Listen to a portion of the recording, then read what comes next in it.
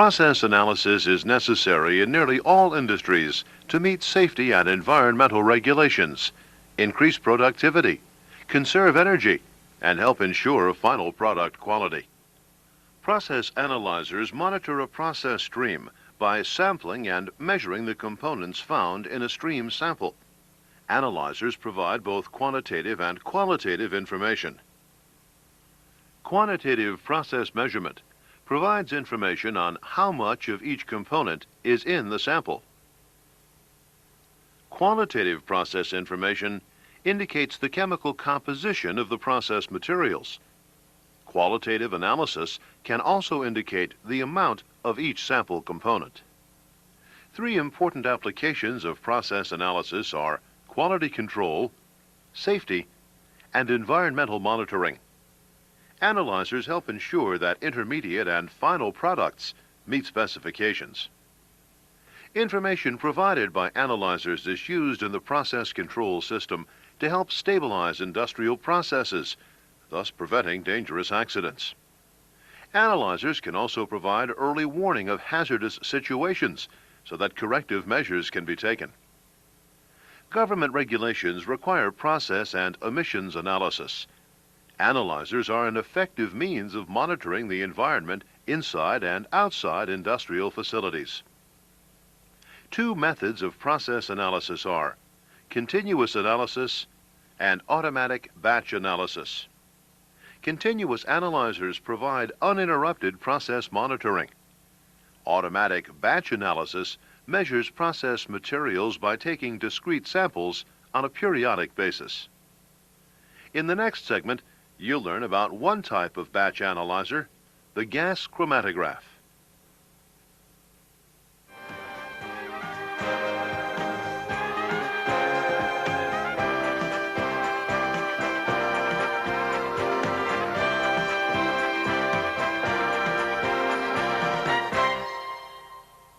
Gas chromatography is a method of analyzing complex samples based on the physical separation of sample components. The gas chromatograph is widely used in process control because of its ability to separate complex materials, its high sensitivity, and small sample size requirements. Let's use this simplified drawing to see how a gas chromatograph operates. In a gas chromatograph system, the sample is continuously flowing from the sample conditioning system through the sample injection valve. The carrier gas flows into the sample injection valve and through the gas chromatograph. During sample injection, the carrier gas sweeps a pre-measured amount of sample through the column where separation takes place. The detector reacts to each of the components as they exit the column. Based on the reaction, the electrical section measures and records the type and quantity of each component in the sample stream. The sample injection valve, column, and detector are housed in the oven. Control systems maintain a constant temperature for system stability and to help produce accurate and reproducible analysis. The programmer controls the operations of the analyzer. This includes sample injection, column switching, detector signal conditioning, oven temperature, and data transfer. Gas chromatographs generate a readout called a chromatogram. The technician uses chromatogram data to configure the programmer for specific operations. The vertical axis displays peak height and represents the signal generated by the detector system. Greater component concentrations generate stronger signals. The horizontal axis is the chromatogram baseline, representing zero concentration. The horizontal axis length under each peak is the peak width, and the length between each peak is a measure of peak separation. Retention time is the interval between sample injection and the point of maximum detector response. On this example, the retention time is 5 minutes. Components that interact strongly with the column packing elute slower and have longer retention times. By looking at a chromatogram, technicians can determine column efficiency for specific applications. The concept of theoretical plates helps express column efficiency. To understand this concept, consider a distillation column. The more trays, the better the distillation. Although a chromatographic column does not have trays or physical plates, its number of theoretical plates is a measure of its efficiency of separation. Column efficiency is a function of HETP, or height equivalent theoretical plates.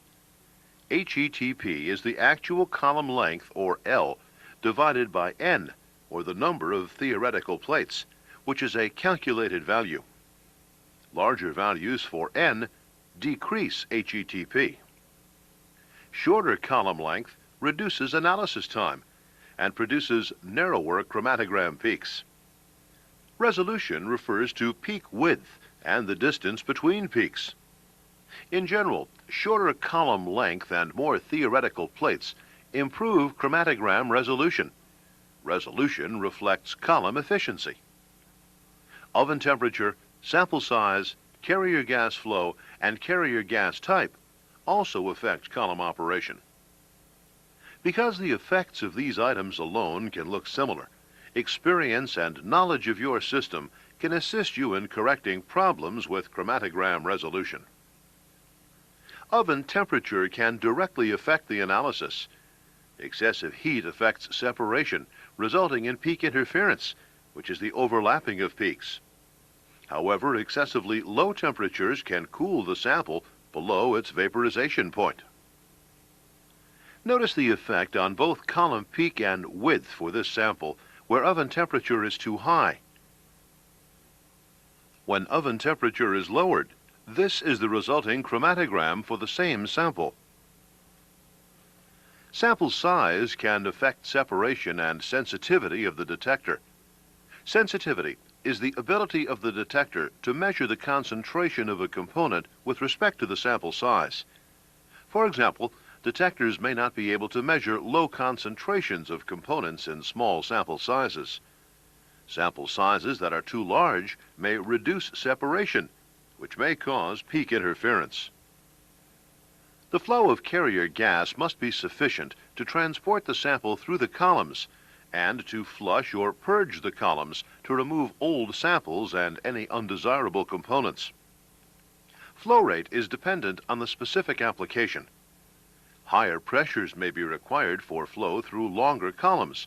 However, excessive pressure and flow rates may reduce separation. Lower flow rates may lengthen analysis and elution times. If tests indicate insufficient carrier gas flow, pressure can be adjusted to meet the requirements of your particular application. Carrier gases must not combine chemically with the sample or with the column packing, or damage the detector. They should be pure to avoid false readings. Carrier gas selection depends on specific applications. Helium is a common carrier gas. Others are argon, nitrogen, and hydrogen. In the next segment, you'll learn about sampling system maintenance. But for now, review your workbook to learn more about gas chromatograph operation.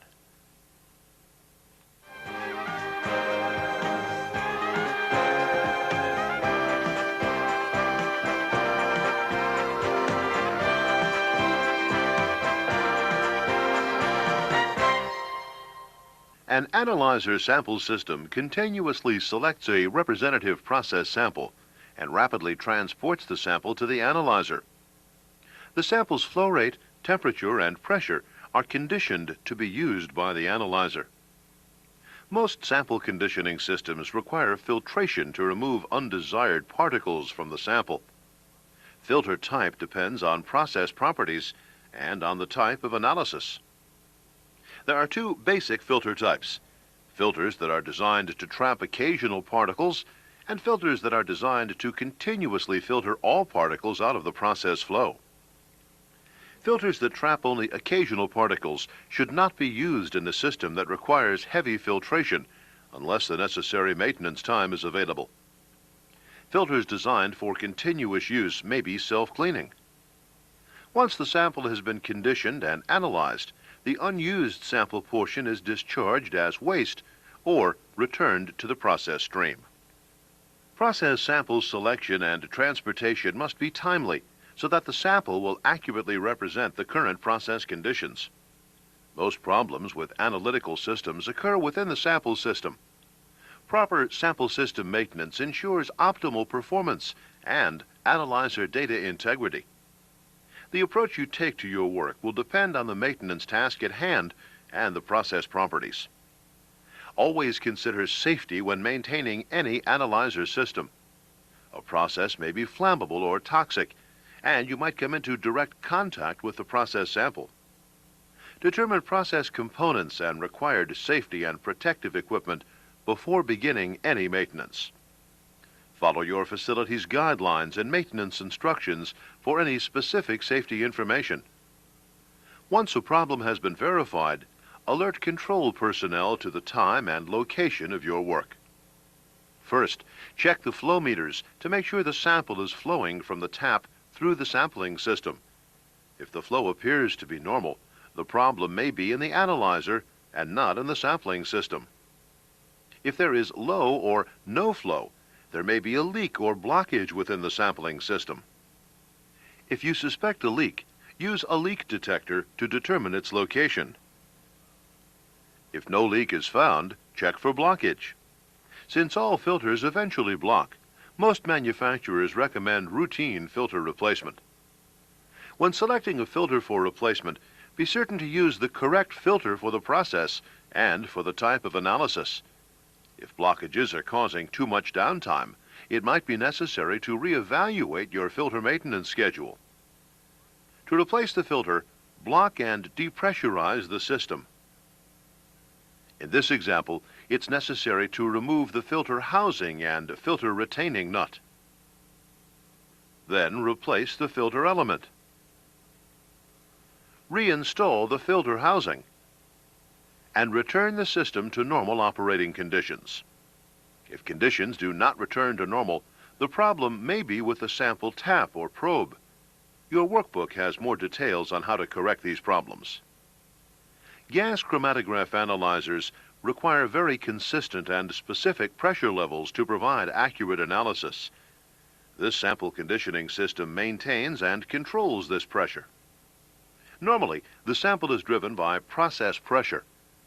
Sample pumps can be used to drive the sample if process pressure is not suitable. However, their use is not recommended because they tend to detract from system reliability and need a lot of maintenance. If your system has a malfunctioning sample pump, identify the pump by manufacturer and model and consult the appropriate manuals for repair or replacement guidelines.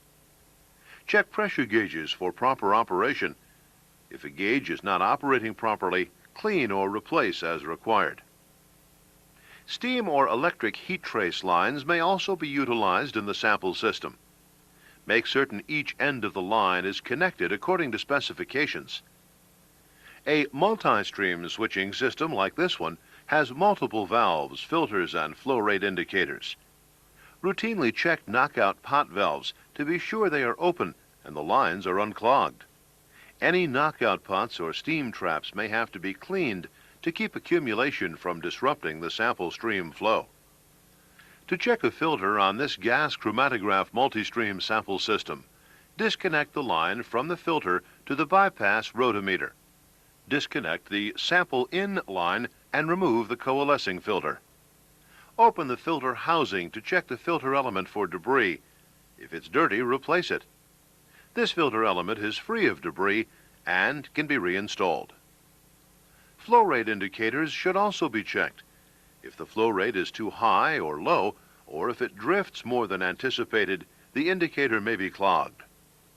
Also, check for condensation in vapor samples and check for bubbles in liquid processes. Condensation or bubbles can adversely affect flow indication. Clean or replace the flow rate indicator according to manufacturer's instructions.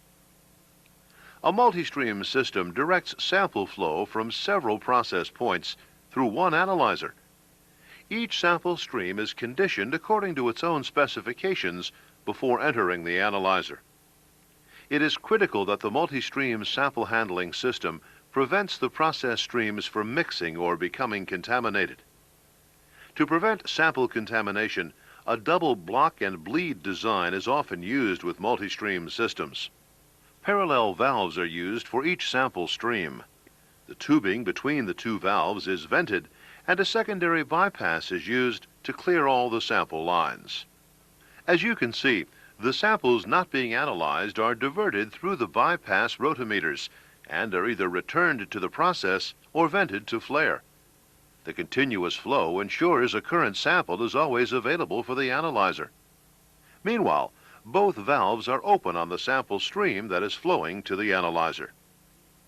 The most important maintenance consideration for a block and bleed arrangement is to prevent contamination. Contamination can result when the blocked valves diverting flow of unwanted streams leak into the analysis stream, invalidating the sample. Contamination is a common cause of failure for both electric and pneumatic stream switching valves. If the valves malfunction, clean and replace as necessary. Be aware that each sample system is unique, since each process requires specific forms of sample preparation. Consequently, the configuration and maintenance of the sample systems may vary. In the next segment, we'll be looking at gas chromatograph valve maintenance. Your workbook contains additional information on sample handling maintenance.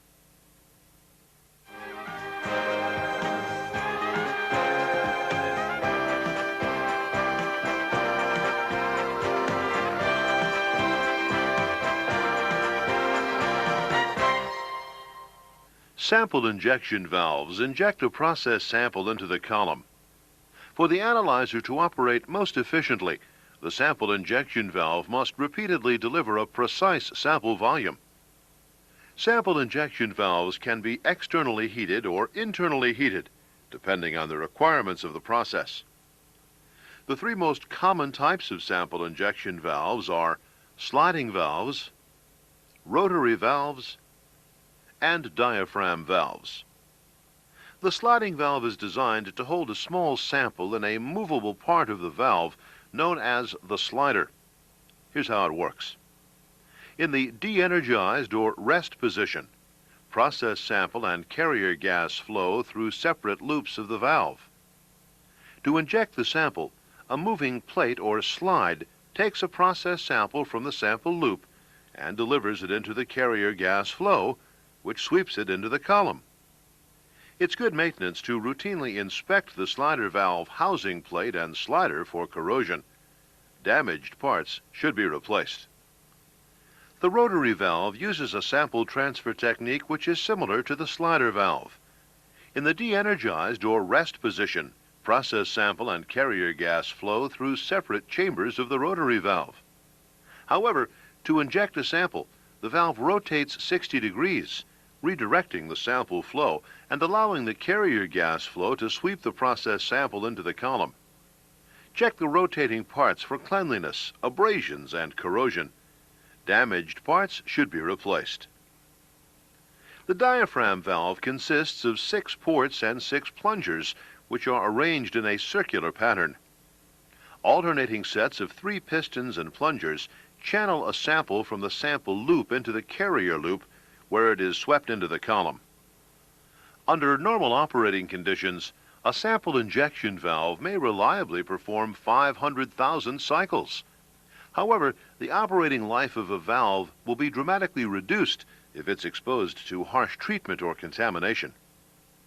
Common valve problems include ruptured sealing discs, slow or erratic switching, valve leakage, and plugged valves.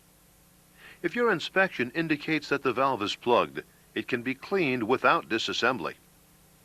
For this procedure, you'll need a large syringe fitted with a tubing adapter and filled with hexane, acetone, or methanol. You'll also need a small container half full of the fluid, a length of clear tubing, and a source of compressed air. Connect one end of the clear tubing to port 2 and place the end in the container of cleaning fluid. Begin by connecting the syringe to port 1 on the valve. Now, Use the syringe to force fluid through the passage between ports 1 and 2. Remove the tubing from port 2 and place it on port 6. Leave the other end of the tubing in the fluid. Switch the valve by applying air pressure. Use the syringe to force fluid between port 1 and port 6. Now remove the air pressure. Continue the procedure by attaching the syringe to port 3 and placing one end of the tubing on port 4 and the other end in the cleaning fluid.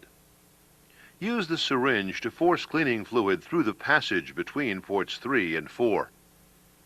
Now, place the tubing from port 2 into the beaker. Switch the valve using air pressure. Force fluid between ports 3 and 2. Remove the air pressure. Attach the syringe to port 5 and place the tubing between port 6 and the container of fluid. Force fluid through the passage between ports 5 and 6. Now attach one end of the tubing to port 4 with the other end placed in the container of fluid. Use air pressure to switch the valve. Force fluid through the passage between ports 5 and 4. Reconnect the valve and verify proper operation. If you suspect valve maintenance problems, there are some troubleshooting procedures that can be done while the valve is in the analyzer. The chromatogram indicates valve leakage may be occurring. Since testing for leakage requires opening the analyzer oven and disconnecting the valve, you'll need to shut down the system. To do this, turn off the analyzer. Block the sample flow control valve. Block the carrier flow and allow the oven to cool. Valve leakage often occurs from the carrier port to the sample port, since the carrier pressure is often higher than sample pressure.